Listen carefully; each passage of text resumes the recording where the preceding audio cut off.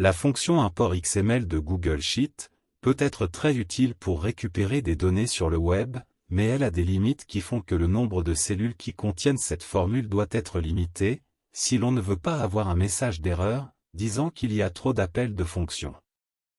Il existe une façon de contourner le problème pour ne plus avoir ce type d'erreur. Pour cela, il faut passer par un script qui gère les appels à import XML. Je vais vous montrer le script dans un instant. Voici ma feuille de suivi pour une liste de valeurs boursières. Contrairement aux actions qui sont accessibles via Google Finance, les données relatives au turbo comme les cours, la barrière, la parité, ne sont pas disponibles.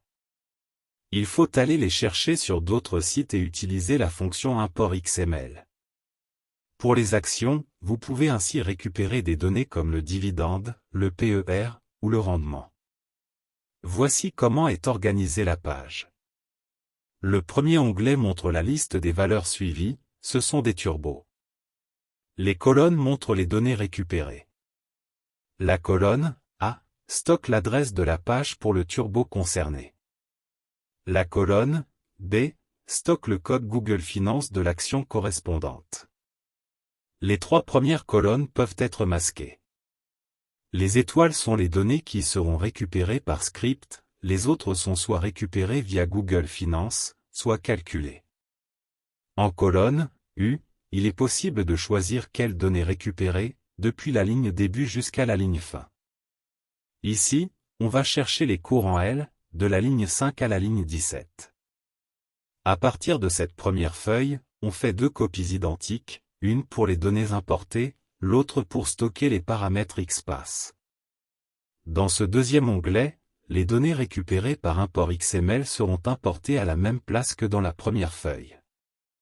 On voit ici que sont importées les données brutes des colonnes K, L, M et Q.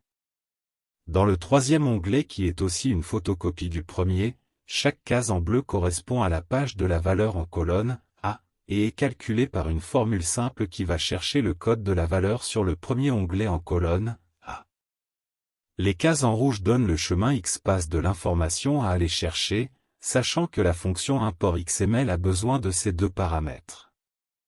Attention pour les formules XPath, si vous récupérez le XPath via Google Chrome, le chemin apparaît avec une double cote.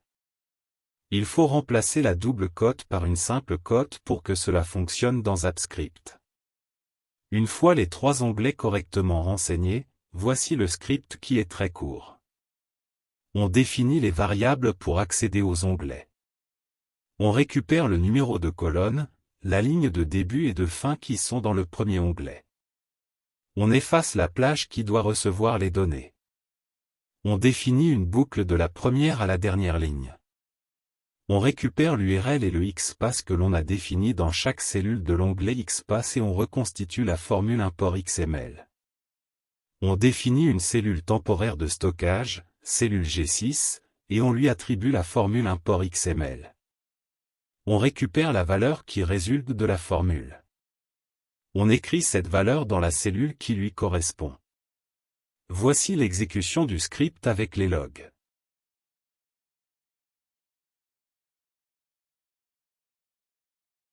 Et voici le résultat dans l'onglet Import.